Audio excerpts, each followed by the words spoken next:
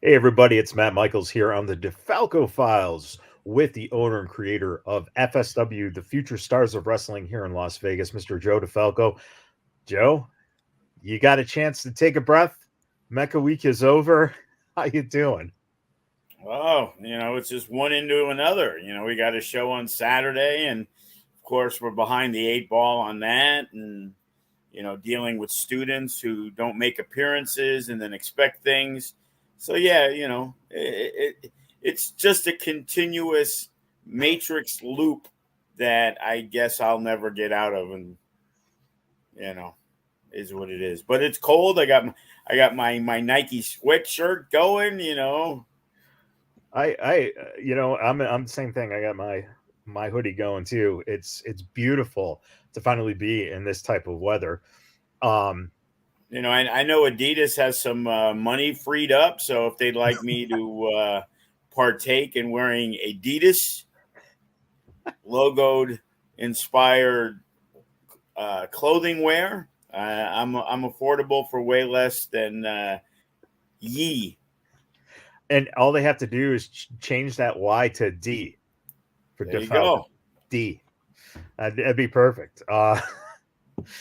You know, so I guess one of the four most like overused words, but are words that are very very right in live performances, let alone professional wrestling, is card subject to change.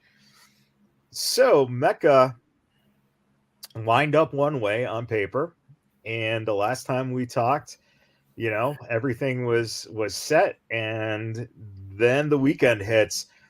This is why I love doing this with you, is because we get a perspective from a promoter who's dealing with a lot of moving parts and a lot of things you don't expect going into show weekend.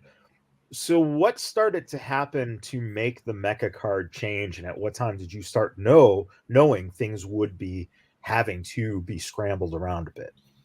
Well, it's interesting because this weekend wasn't just, hey, we got our Mecca big show at the Silver Nugget. It was Friday and Saturday. Impact was in town. So Right. it starts Thursday where we have to set up the ring for Impact. Okay. So we have our crew, everything's good on Thursday. All of a sudden, I get a message from Davey Richards Thursday evening, and it's like, "Hey Joe, he got injured, Boom. but he didn't get injured in a wrestling match. He got injured on his job as a paramedic. Holy shit. Something to do with carrying somebody, fucked up his back. He's like, I'll see how it is." Oh man. And now I hit him up. And I'm like, hey, let me know ASAP because, we also had a Davey Richards seminar. Right. So I'm like, well, by the time Friday hits, he's like, he'll let me know. So Friday night, I go out there, put out some feelers. The issues at Impact were Giselle Shaw was having a big birthday bash on Sunday afternoon. Uh So a guy that we would always look at, Trey Miguel. Hey, Trey, what's up? Oh, I'm committed to right. something on that Sunday. And PJ Black, and he had just come back, to do, from what I found out, a one-off for the Impact tapings. But Right. he had some stuff going on and was leaving Sunday evening. I talked to numerous people, and it's like, but. And then when Friday night hit, I got the message on early Saturday that Toa, who had been wrestling with a possibly separated shoulder anyway, Oh, re aggravated it against the guy he was working on Sunday. which was really nice of the other company to decide to put that match on 2 days before ours when it wasn't even supposed to be on the show. And Okay. so you had no clue about that at all. No, because we also found out they were doing Limelight and Vandergrift, so we chose not to do it. And it didn't matter. It was 2 days later, but out of respect, hey, those guys just wrestled each other. Some people just saw it. Hey, this is the big show. You know, Matt and Limelight can wrestle down the line, whatever. And then all of a sudden they plucked the match that was a big time match that we were really looking forward to, you know. And then Toa's like, my shoulder's really fucked up. I can't go. And it's like, fuck. So now it's Friday. Now it's Saturday morning. So now Saturday night, you know, I'm like, man, what would be a great match for Tito? And it's like, man, Rhino would be awesome, you know. And Rhino can also double back as the seminar guy because he's been in the business for 20 plus years. So he's the first guy I approach. And it's funny because there's people that you talk to all the time when you go there. And, you know, Raj, nicest guy in the world from Impact, part of, and his dad is fantastic. Like, I can't bring in Raj in if I don't bring in the father. You know, he is so great on the mic. And he's always been like a guy that initially I'm like, okay, I guess he's on my friends list, whatever. You know, I went to Impact after, you know, a couple months from my heart surgery. Hey, Joe, how you feeling? You know, I saw the thing about you. Like, this guy was like paying attention and actually gave a fuck. You know what I mean? And it's like, not everybody's like that. And it's not anybody's fault. But, like, he genuinely is a guy who gives a shit. So it's like he's a guy you'd like to get on. I was going to actually use him on the pre-show with Clutch. And he couldn't do it either because he had the plans, you know, to do stuff. So I hit up Rhino. And Rhino's always like, I never talked to Rhino in my life. But, you know, I nod, hey, what's up, you know, fist bump, whatever. And it was weird because before I even talked to him on Friday, I saw him. And I walked up to him.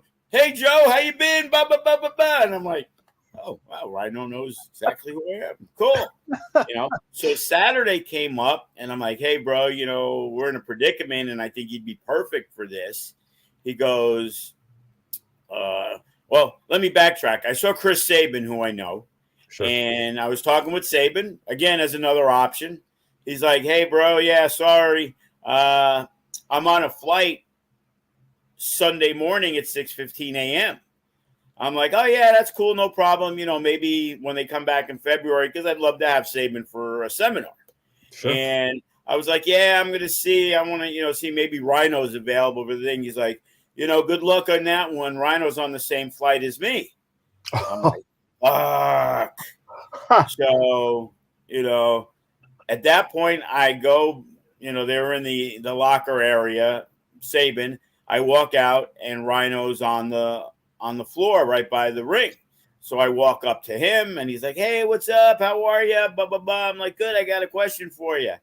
And then he was like, let me check and see. He goes, I got a flight at like 6 a.m, you know. What's it entail? I'm like, blah, blah, blah, blah, blah, blah, blah, blah, blah, blah. Okay. He goes, let me check for you. Now, there's, of course, no discussion on money or anything, you know. So now he comes back with, yeah, I talked to them. They're gonna inquire about the cost because, you know, they're changing a flight to a red eye the next day. Right. So it's like, fuck. So he looks into it. And at that point, it's like, hey, you know, let's sit down before they do make any moves. You know, you throw this crazy number out and I got to pay for things, you know, it may not be worth it. He's like, hey, you know what? I usually work for this, but, you know, you guys work with us and all this stuff. And I really like to help out in situations when I can. You're a good dude. I'd love to help you out. I can do it for this. I'm like, oh, okay. That's a pretty good number, you know, because we're not paying Davey. Right. So we're not paying Toa. Right. Yeah. So, okay, we got the flight info. That's the only thing. And then he comes back with, oh, they had a flight credit because, again, the flight change was extremely expensive. Right. You know, so I was looking to cover some of it, which I knew I had to, hoping I didn't, being that what we do for Impact and we give them the discount to begin with. But because of the situation, we had to come up with some money. Sure. So it's like I was figuring it was going to be a couple $200 for the change of the flight. It ended up because they had a flight credit, so it was more than $300, but that was what they asked us to cover. And I'm like, well, I was figuring two, so I'm not going to not use the guy for $100, right? You know, because we already agreed upon on the price. So it was like, you know what? And I went to talk to him, and he was in the middle of doing it. It was like, oh, I'm doing a run-in. I'll talk to you in a minute. And then, you know, he messaged me from the back because he agents and he wrestles. So he's got right. a lot on his plate also.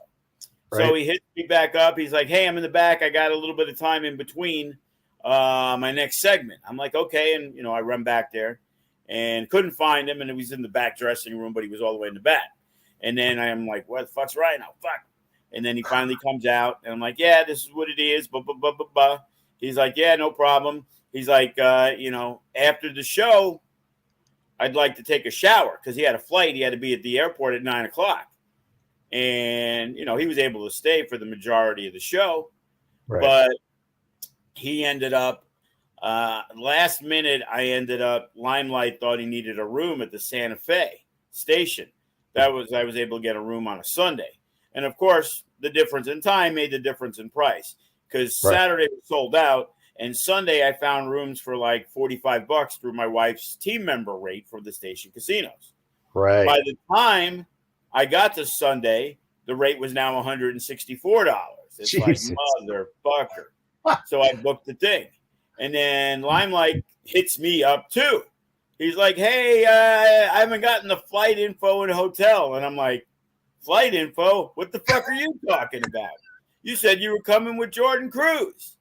He's like, oh, Jordan said he wasn't booked. I'm like, dude, I talked to him yesterday. So he talks to him because Danny Limelight had a show, so he was being flown into Vegas. And that's how that whole LA crew was. Jarrell and Royce, they were doing a show in St. Louis. So Limelight's like, oh, that's cool. I don't need a room. It's like, dude, it don't matter. I'm still paying for it. You can't cancel the day before. He was like, oh, okay, I guess I'll use it. And, you know, earlier in the day type of thing to, you know, check in, whatever. So then he messages me and says, oh, my flight's super delayed. I'm not going to be able to get to the hotel, which it's under his name. So then I got a call and I got to change the reservation name because Rhino wants to just take a shower after the show. So, you know, let's go back. So now I'm thinking, man, this guy's going to get the fucking pop of the night. People are going to be like, you know, it was great because we announced him and set it up as, hey, here's a guy for the meet and greet. Normally, if a guy's in town for a meet and greet, he's going to wrestle on the fucking show. But everybody just saw him on Impact, so nobody questioned that Rhino, hey, he's probably there just to make a few extra bucks. Cool. And that's exactly how we presented it. And then when the promo hit, and the first thing you hear is gore, you start hearing some rumblings, and then he comes through the curtain, and the crowd was fucking insane. Yeah. And it's like, you know, and that's what's the great thing about those surprises. He came out, and then, you know, MK is a true pro, taking the gore not once but twice. And, you know, the crowd loved it. And it was a great moment. You know, it was Rikishi coming out with Cepha when he wins the Nevada State and gives the stink face to Sally.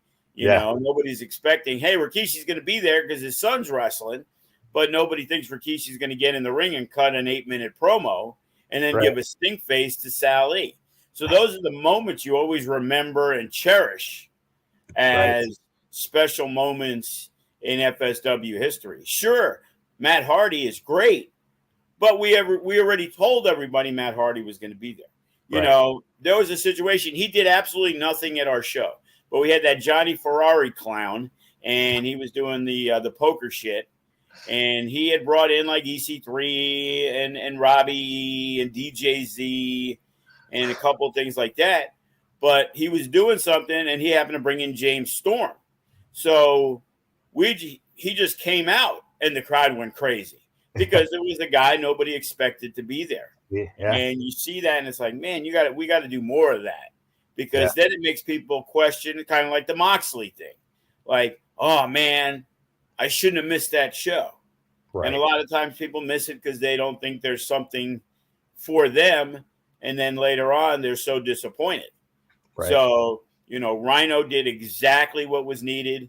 Tito Escondido, who I love, but he even tells you about the fans. They're kind of with him. Like, they see him, some like him, some don't like him. But with MK and all the stuff that happened, he got more heat than he's ever gotten in his entire FSW career.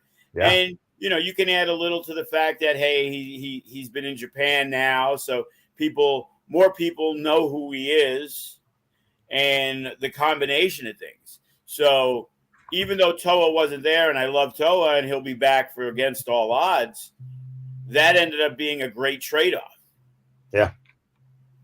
Rhino for Toa. And it established Tito a little bit more. And, Toa comes in. He's still going to be that guy, and people like Toa, and he's doing the AEW thing and getting the love. But in all honesty, if he did work, what kind of match would they have had, even if he didn't get re-injured, because he was already injured? Right.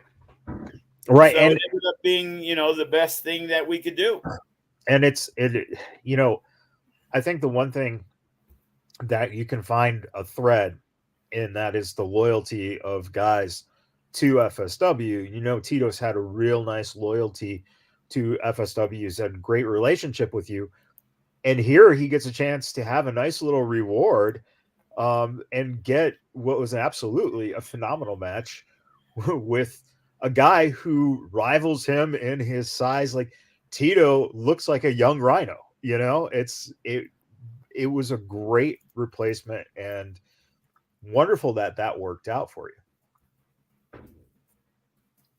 Yeah, no doubt about it. And it was like, now the funniest part of it was they were, of course, 20 years later, they're still going to chant ECW. But then all of a sudden there was like a welcome back chant.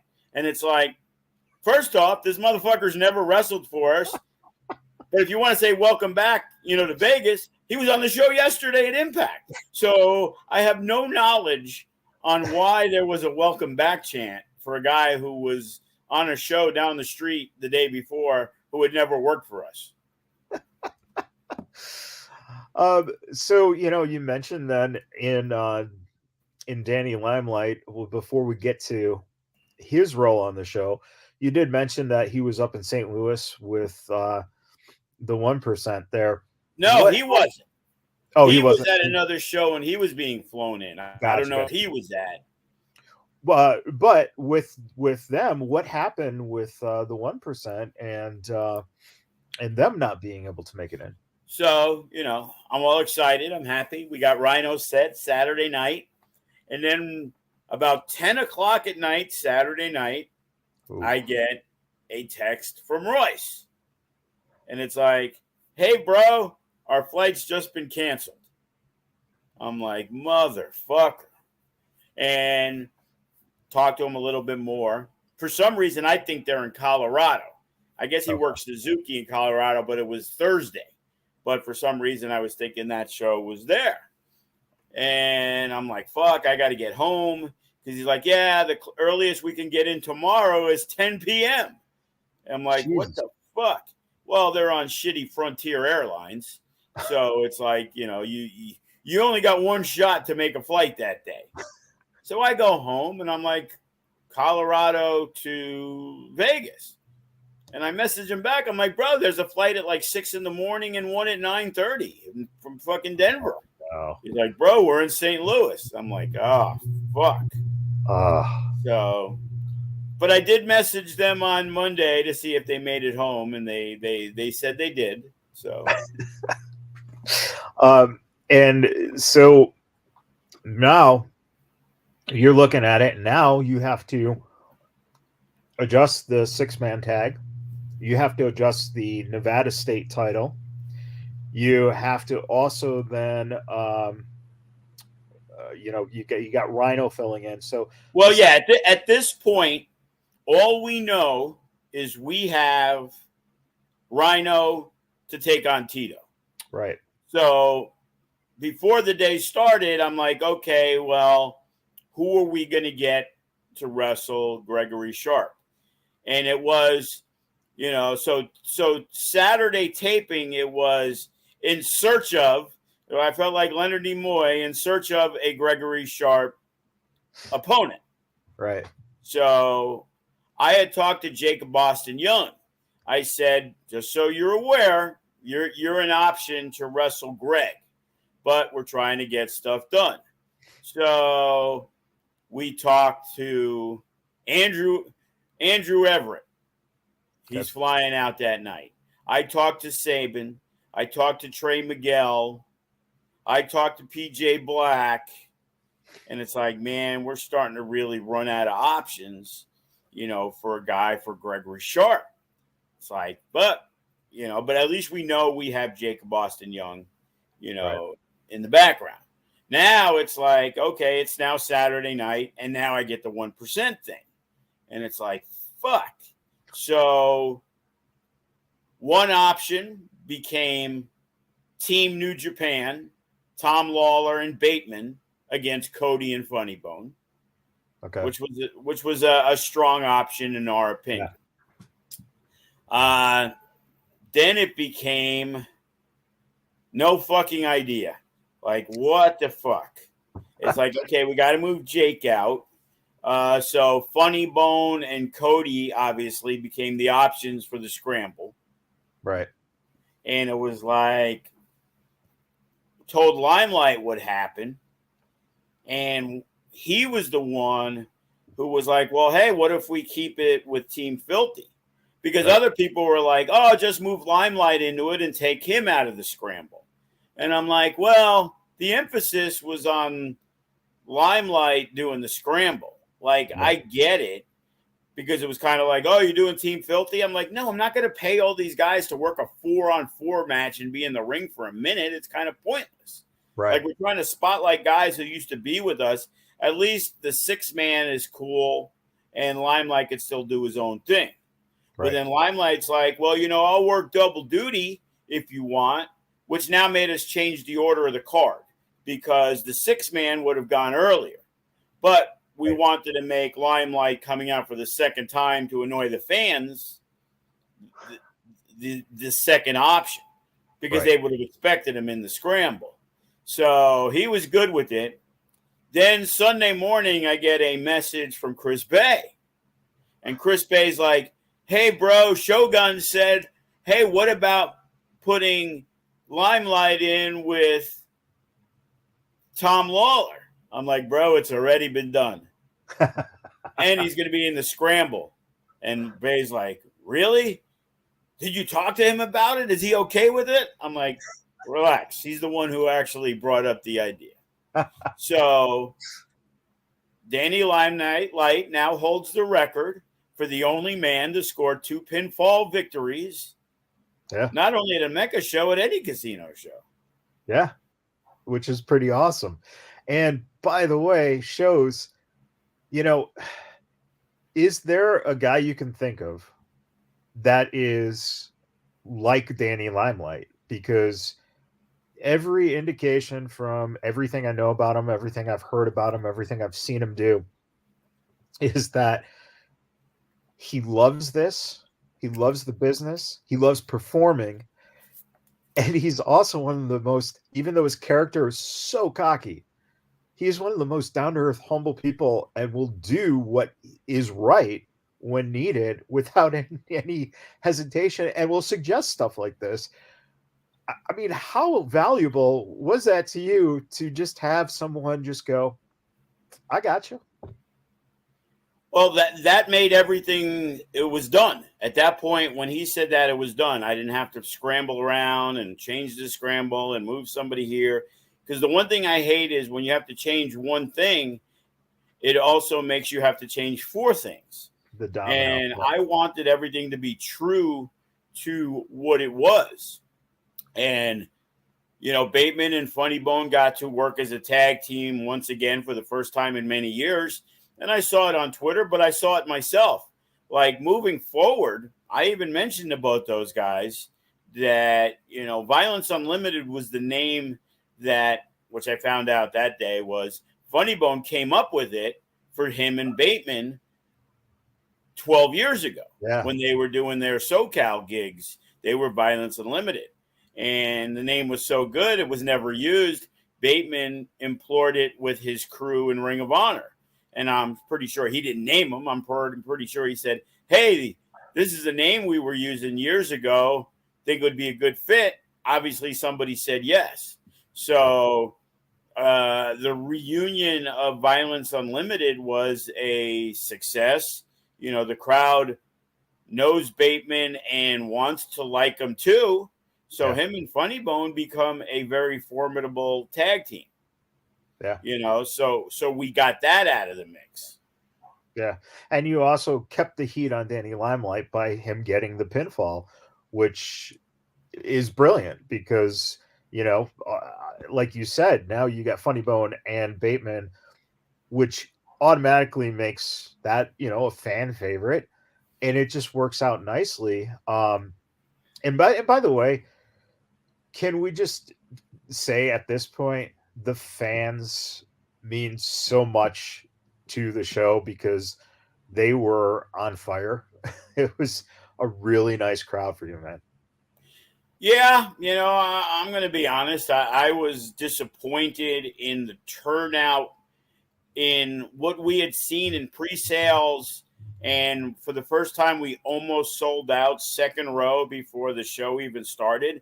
And of course, front row was sold out. So I was assuming if we had, the turnout of the walk-up for the anniversary show, man, this show was going to be bigger than that. And it wasn't. The anniversary show had a huge walk-up while this one didn't. So we did well. We had a good turnout, but I was expecting, with everything that's been promoted with the show and the buzz around it, that I felt we would have done anniversary numbers at worst. Yeah. And we definitely fell short of that. But again, it was extremely strong, solid card, and it was solid attendance, but it was, nowhere near what I was going to expect. So, but they were into it, and I think that was the thing that really kind of, keeps the energy going. And Cody stepping into the 5-man, that scramble was a solid match. Very short. Yeah. And then I have to look at the tape because I was talking and dealing with people, and I turned my head, and that was when Gatson did his fantastic move that our crowd pops huge for, where a lot of times they're sitting on their hands. Right. And the finish, again, I started turning and talking, and Gatson hit the Sasuke special, and he was doing the stuff. But all of a sudden, I saw Limelight slide in, and it was like 1, 2, 3, and I was like, oh, shit, that seems short. But again, I hadn't watched the early part of the match. Right. So I heard it went way shorter, which, again, isn't the biggest deal in the world. Time-wise, for 9 matches, we were done way before 8 o'clock. Yeah. So we were at WWE Old Days pay-per-view time, 7:49. I recall being the last thing that happened. So I don't know if that was when the match ended, or is that when Chris Bay finished up with his promo and then Morrison cut his. I don't remember too, but it was somewhere around there. It was, it was quick. I do know that match was a little bit short from its given time. But it was action packed, so it's like, you know what? Okay, so what? 2 minutes less. It made up for, Funny Bone's 5-minute entrance. So, then you had Viva Van in a really nice title defense. I thought that match against Dark Sheik was pretty good. Well, Viva's been at the top of her game. Like I Yeah, said, when we first used her, she was all right. She was getting love because there's not a lot of great women talent on the West Coast. yeah, So she was there. It was Maserati, a Sandra Moon, probably, you know, Ruby Rays right. that are really considered, top level. And then you got the ones that are up and coming. And, I like Milo a lot, but she's young and she's still got a ways to go. And Bryn Thorne, And Thorne, yep, Alice Blair, they all have, a ways to go. Rochelle Riveter, again, wasn't around a couple of months ago with yeah. us. So we were not aware of her. So Viva was getting a lot of love. She started collecting some belts, and she had been gone for a few months, and she came back, and I was like, wow, she seems to have gotten a lot better. Yeah. And from what I heard, never confirmed it with her, but I guess she had a WWE tryout last year. And I don't know if things didn't go that well for her, or she got critiques that made her step up, because Yeah. she stepped up and she's as good as anybody out there right now. Yep. And, generally when she has a match, it's going to be a good one. And again, it's also that confidence level. You saw it with Tito Escondido. He's a different dude now. Yeah. As good as he was before, he was not that major league talent yet. Now he saw what it's like to play with the big boys. New Japan Strong's great and all, but he went to Japan and worked Okada and Suzuki and in the six mans and in the Tokyo Dome and shit. Like, I'm pretty sure you're getting good advice from people. And again, Tito was always a tremendous talent. But now it's kind of like when we had Eli Drake, when we knew he was going to be a big league talent, got signed by the Fed, and when he came back because things didn't work out, he was on a whole new level. Look at their gear. They're making more money. Right. Tito's like, I joked, he put the picture up, and I'm like, man, whoever airbrushed that picture, Tito, needs a raise. That shit was awesome. You look great there. But the truth of the matter is, man, when you get to places and you don't get exactly where you want to go, a lot of times the frustration is going to set in. And we've seen it with Tito, where it was kind of like great shape, mediocre shape, great shape, mediocre shape.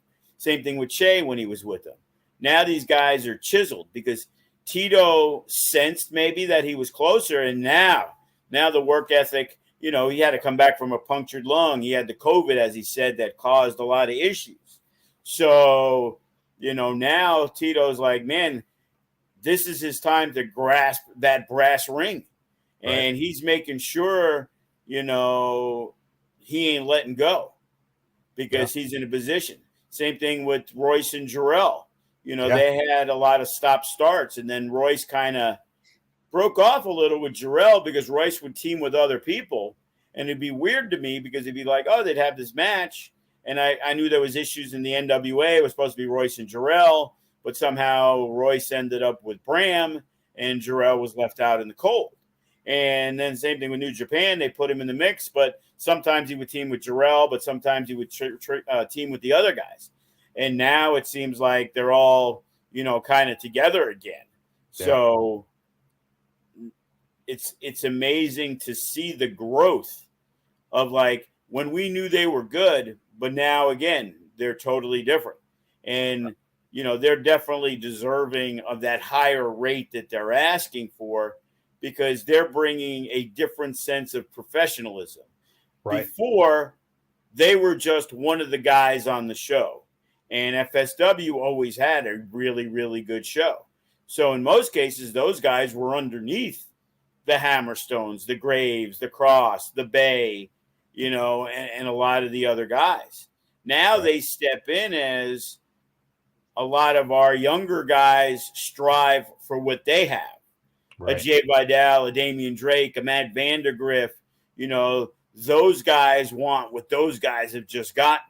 They want to be that next in line. And Jay Vidal, even though, he was in town, we saw him at Impact.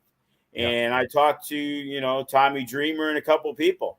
And I had mentioned about Jay, and they were very high on him. So, hopefully knock on fake wood over here that, Jay Vidal becomes the next guy. Yeah.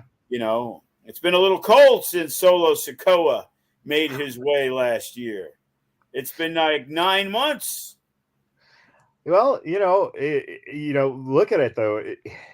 It's that, like you just said, we started with Viva Van on this, and there is a good chance that she might end up in, the Performance Center sooner than later.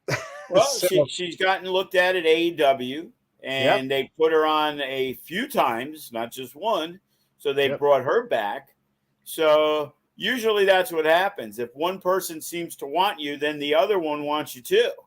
Right. So, knock on, again, the fake wood that Viva signs with AEW, because then we have a good chance of using it. Right. Or Impact. Come on, Impact. Take the step up. You mentioned Vandergriff, Kenny King, fairly good match there. I think what you would expect out of the two of them, that was a good showing. Sam Adonis showed really good against Remy and got all the heat that you can get on a guy like Remy. That was a very good showing as well. And then you have the tag team championship match. Man, were you happy and proud of what Shogun and Hero did with Carlito and Masters? Again, it's that confidence thing, Yeah. It's very easy to get intimidated when you're wrestling guys who've been there, done that. And it ain't been there, done that, a cup of coffee. Chris Masters has been doing this for 15 years now. Carlito, his dad's run the biggest company in Puerto Rico for 40 years. Yeah. So, they've all held championships in WWE, Masters recently in NWA, whether it was Impact, wherever it is. And we know from experience, Chris Masters is one of the best dudes out there. Yeah. He's a guy that's always going to be helpful. He's not going to sandbag anybody. He's out there. He's a guy who is very, misunderstood, might be considered a word. I don't know if that's the word for him, because I'm not sure if he's misunderstood. I think there's a misconception of Chris Masters, even when I had first met him. You think of Chris Masters, there he is, weed smoking Chris Masters, always high, just looking to have a good time. But he really, really is like a wrestling guy. Like, it is really important for him to be helpful and go out of his way to make sure that next generation, gets it. And, I saw him right after the match. He had them both there and basically holding court, and telling them what they did. And you could see, again, I didn't see everything in it, but, they did the drop down and he caught Masters, big body slam, and it was just smooth. And even with Hero, who, we saw that when he wrestled EC3, a year or so ago, that these guys, they're big time. They're ready for everything. They're ready if WWE knocks on the door and says, hey, we're looking to give you guys a tryout. Not only do they have that, their boys are Sefa Fatu and Chris Bay, who I guarantee you are pounding into their fucking head, right ways to do things. Kenny King, another one, telling these guys, because, I'm the first guy when a guy's lazy or fucking doesn't take advantage of his potential. I was pretty pissed at Hero Lou when Sean Daivari hits me up about him. and is trying to send him to Arizona for SummerSlam to use as an extra, and he somehow doesn't get his blood work done in time.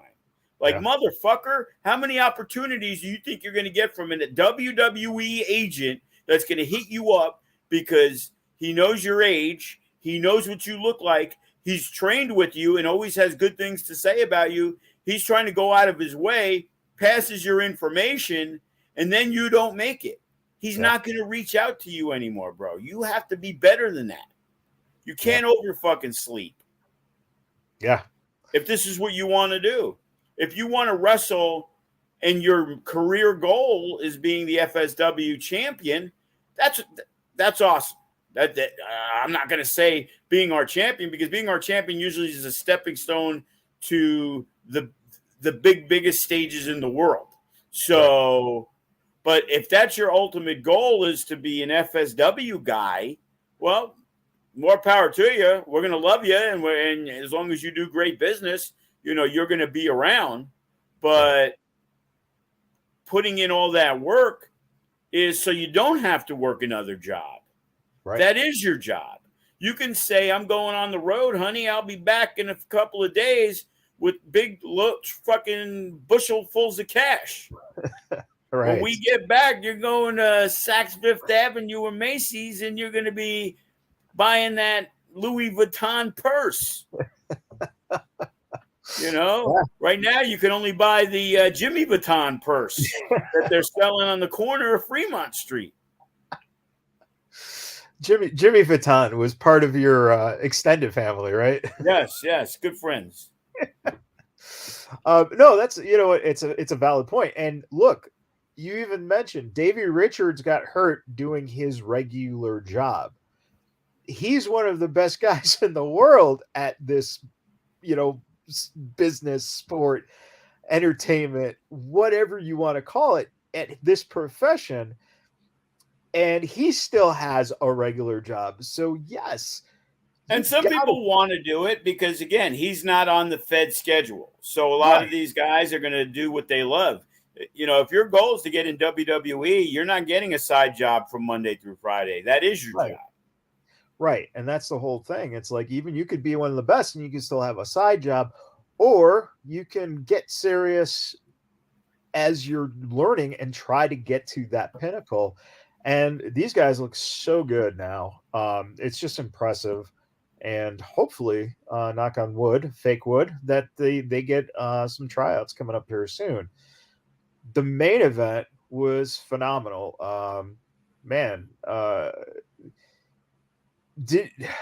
When you looked at putting those three together, was that something that you just knew that these guys would just do what they had to do to make the fans, appreciate that match? Well, see, what you got to do is you take a step back and you say, okay, Cage and Hammerstone, we saw numerous times in FSW, and we've actually seen them twice in matches with each other over the last year. Yeah. Hammerstone and Chris Bay, back-to-back against all odds. They've had numerous matches. So you have to hope that the dynamic of the three together, which has never happened at one time, but we did have Hammerstone, Cage, and TJP. We did have Cage, Chris Bay, and John Morrison. Yeah. And we did have it with John Morrison, Chris Bay, and Teddy Hart. And those combinations have all been there. But because of John Morrison going back to the Fed in 2020, to not be able to continue as the MECCA Grand Champion, it wasn't like he didn't have a defense. He did, but at the time we only had the trophy. We finally got the belt. He got to wear it once, and then he had to leave. So then the pandemic hit. We decided last minute to make Cross and Jacob Fatu, because the pandemic show, we did a 8-man tournament where we got to the semifinals, which was going to be, we had Willie Mack and Cepha, which was a great match that Willie won. And we also had Hammerstone and Bay, in there. So, but 2 years later, it made no sense to do a semifinals of stuff that people didn't, warrant.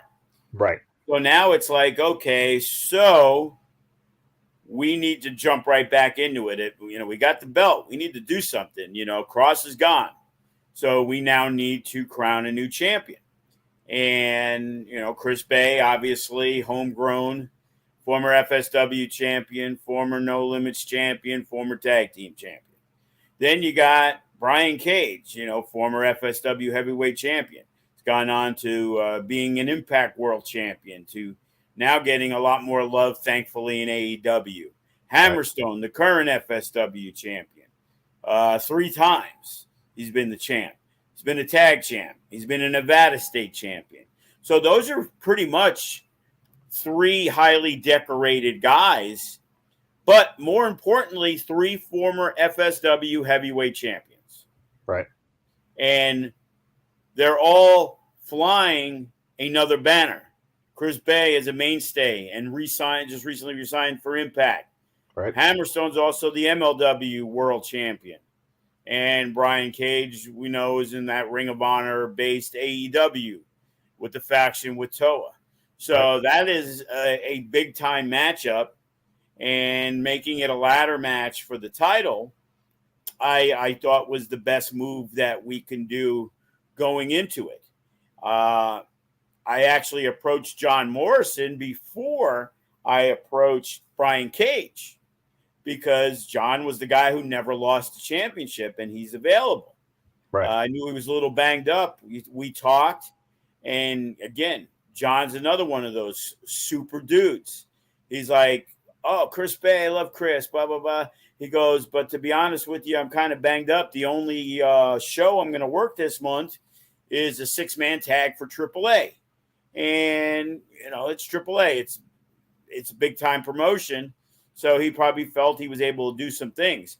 And he even said, he goes, when I work Chris Bay, man, I don't want to mail it in. I love Chris. So I want to have a match. I would rather wait until I'm fully healed and, tear it up with him in Vegas.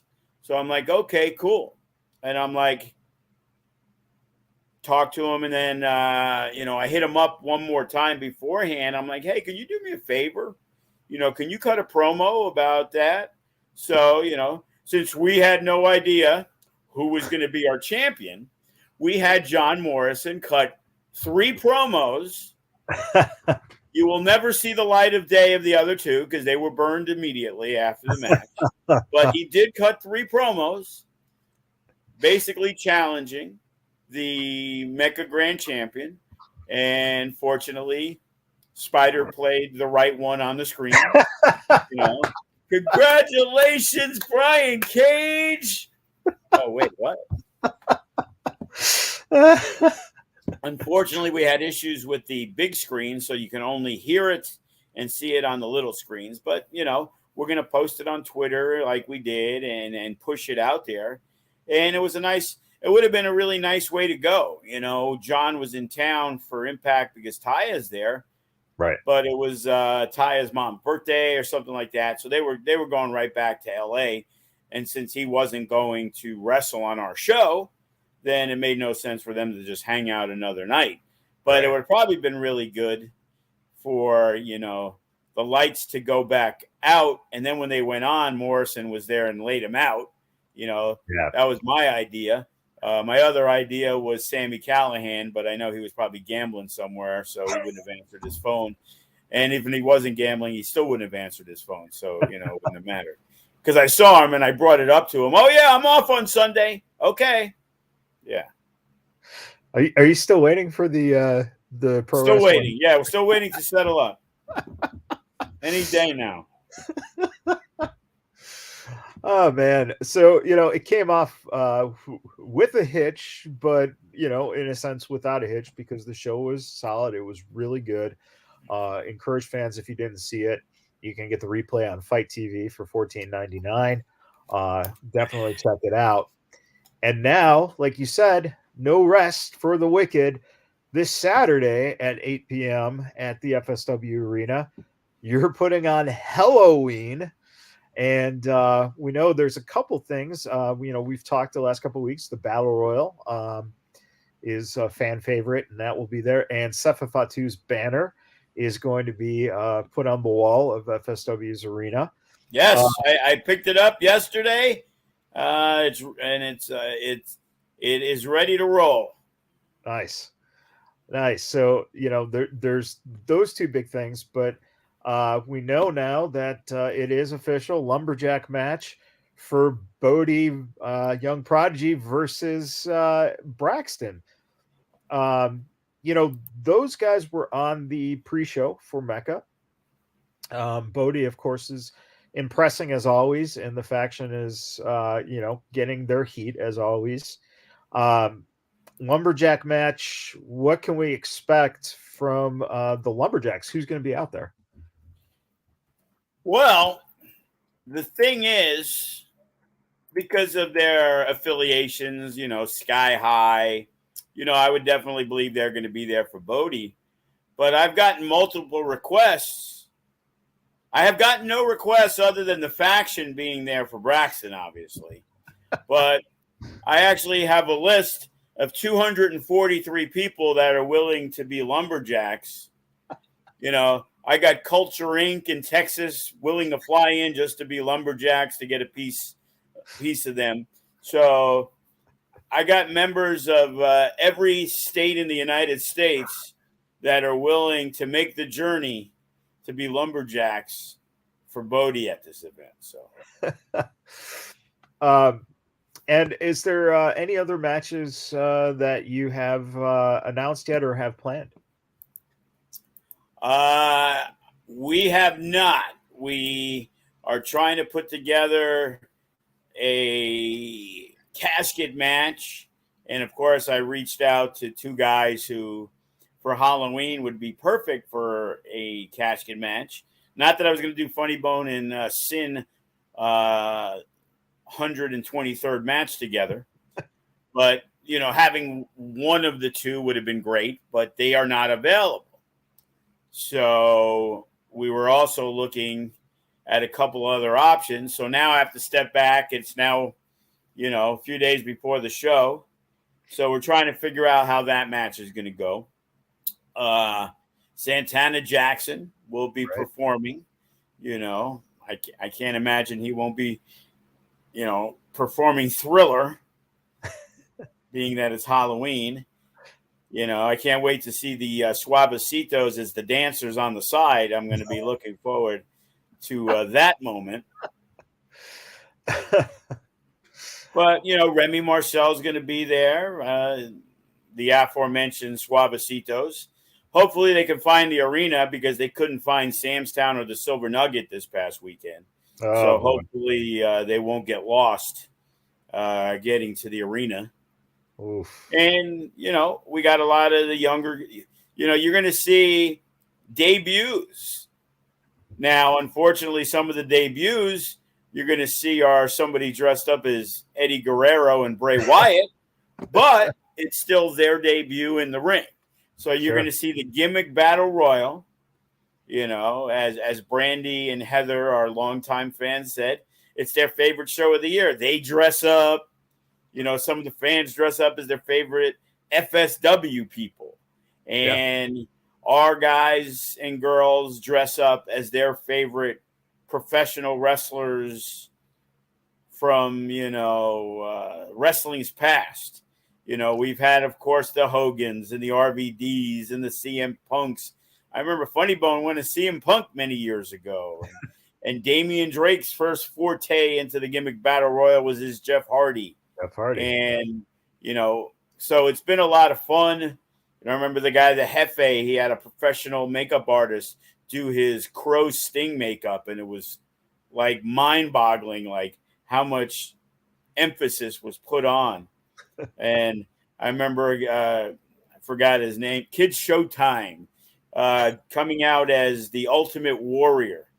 And basically he walked around the ring like 14 times. And then when he went in the ring, he got thrown out 3 seconds later. So, so it was always a lot of fun. And it was always, a good moment for the guys because they stepped up. You know, they actually took pride in being the character. And, you know, I already got one of the female wrestlers announced. She's coming as Eddie Guerrero. So we're going to look forward to that. So we'll see. You know, I know Robbie Litt did something last year, and you know, Sky High might come as the Suavecitos for all I know. But I told them, I'm like, yeah, we actually want you to come as a famous wrestler. So. Well, you know, it's Saturday. It's the 29th. Matt Vandergrip's going to be there. I'm you know, see if I can get him one night only to wear the unguided gear for Halloween. You know, even pitched a one night only unguided reunion, brother. Well, you know, that would be a very, I think the fans would love it. The unguided could take on the APA. That's where Hero and Shogun emerged, and I watched the chemistry, and a few years later, look at them now. Yeah. That would be a really, I think that would be an entertaining match to see. You know, maybe we can get Matt. We can get Matt in Matt Hardy gear. Damian Drake's already been Jeff Hardy, and we could have the Hardys versus the APA. Oh man! And if you are in Vegas and you can make it down to FSW Arena, come on out.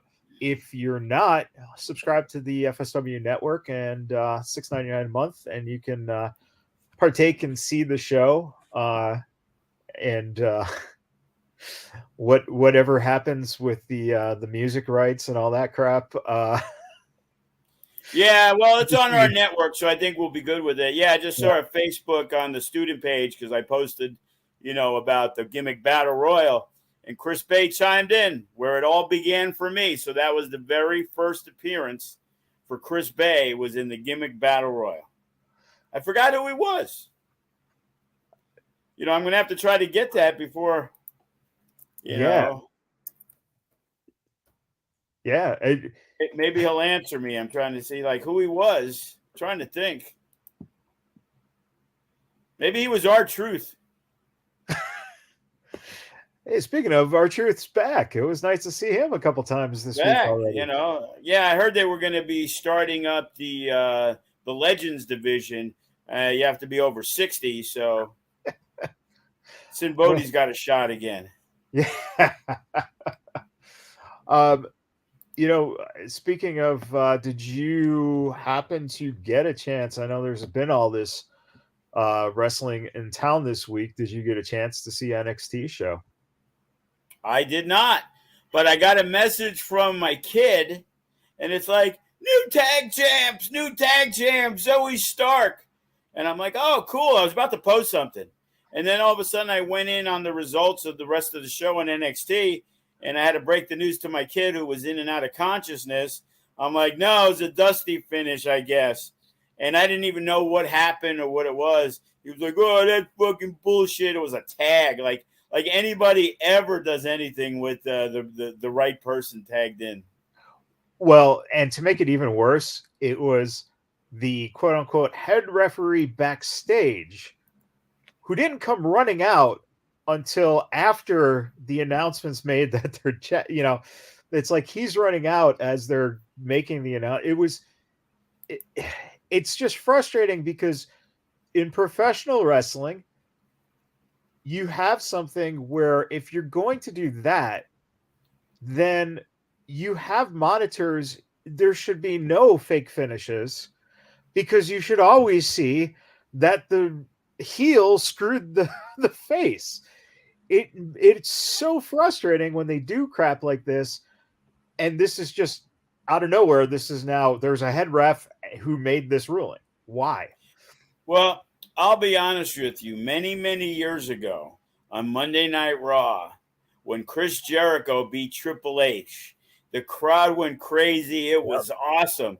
And then when they came back from commercial, oh man, that was tremendous because people were livid. So in that situation, it worked great. But that was because Jericho was hot. He was involved with the thing with Stephanie and Triple H. I'm not sure the reaction was the same. I didn't see it, but I'm going to imagine it wasn't the same as on a Monday Night Raw where the heavyweight championship was just Dusty finished. And it wasn't just Dusty finished. It was like 5 minutes later after a commercial break. And it was like, what? Yeah. And that was one of the, what happened was the impact was less because take the titles back, start the match again. And at that point that they're going to now lose. Well, I've seen it done. I don't know who it was. I seen it, I remember a year or two ago, where it was on a pay-per-view, I believe. Might have been Rollins, one of those guys, where Riddle, I'm not even sure anymore, but it wasn't 2 years ago. It was probably within the last year, where they ended up restarting the match, and then he ended up winning anyway. So don't remember what it was, but I do remember that's, what it was.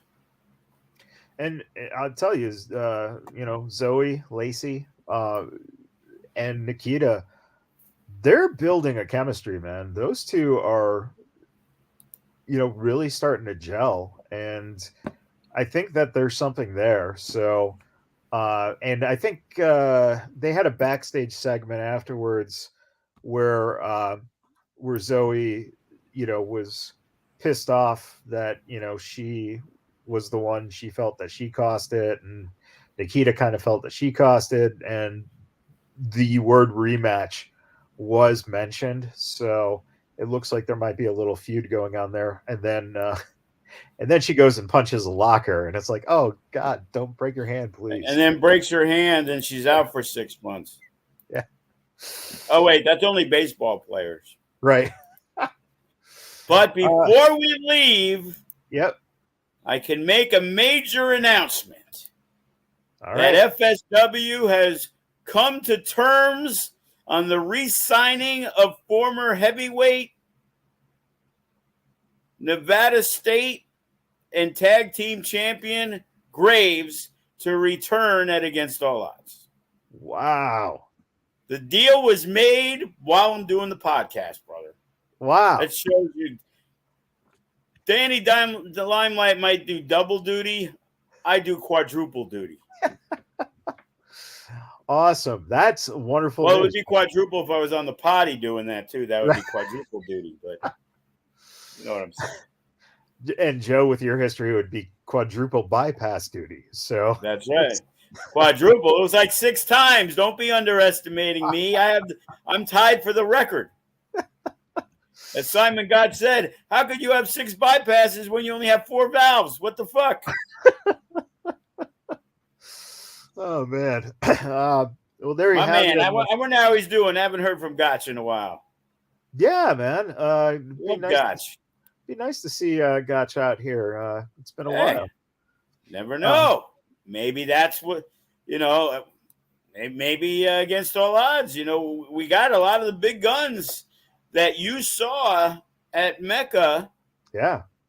Are all going to be back. Yeah, that was, I think, one of the most impressive things is the fact that these guys were willing to, sign on for Mecca and sign on for Against All Odds. I wouldn't mind watching Chris Masters and Graves. Oh man, yeah, sure. Or Graves and Lawler in a regular wrestling match. Yeah. We did see them. Oh no, we did see them in a regular wrestling match. We did the MMA rules type match, the NBK style match. Right. So, well, who knows? Nice. Maybe the gods of war reunite to take on Team Filthy. There's so much that we could do. Man, well, if gods of war versus the 1%, as I will still call them that. If you can get in the full Team Filthy, maybe you could get Gallo in for the Gods of War team there. Well, yeah. So here's an idea that I've been bandying about. Like, I've wanted to do this kind of night of champions to where only former champions are on the show. Okay. And I was talking about what a great tag team match. Like, if we had a 4-way tag team match, obviously we'd have to have TBD. Okay. We got TBD. But then we got guys who've been wanting to come back, like the 1%, the Commandos, Oh, Reno Scum, wow. obviously not the Whirlwind Gentlemen, but, maybe Sugar Brown makes a return for one show only. But the Gods of War, like Yeah. TBD, Gods of War, Commandos, and 1%, that'd be tremendous. And if one couldn't make it, the Reno Scum, you know what I mean? It's like, what a who's who. And you could do that with all the divisions that we would want to do. So that's definitely, it might be a crazy FSW arena show. Packed a house for that one. And you got Toa and Juicy too. Toe and Juicy. There you go. Shit. Forgot about them. Bring down the ring with that beef in the ring, man. That would be great. That's why we got 2 rings. We can have like World War IV. And then we have the double ring 60-man battle royal.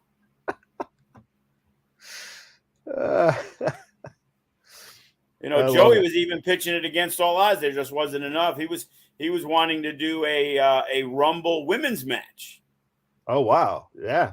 But, I just, cost-wise and everything, to get 20 women is going to be extremely expensive.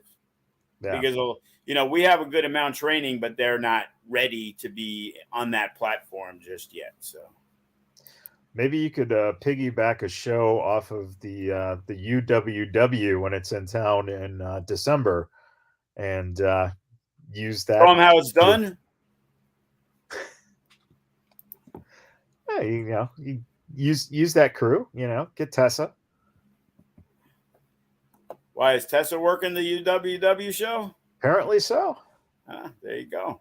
So, yeah, I just saw something with her. She's going to college or something. It's interesting. So I she's one of those people that everyone mentions, like, well, why is she not signed? So unfortunately, sometimes people get in their own way. Because she was signed. She was signed to the new version of WoW, and that didn't work out. Yeah. And everybody's had the opportunity. And when there's plenty of opportunities, it has to be more than wrestling ability, because she's as good as it gets. And obviously WWE and AEW have had the opportunity, and they've chosen not to. So again, it's got to be something. Yeah. And, speaking of women, and I just wanted to mention this, congratulations to Delilah Doom, who won the Santino Brothers Heavyweight Championship, she's the first woman to hold that belt. So who'd you beat, Brody King?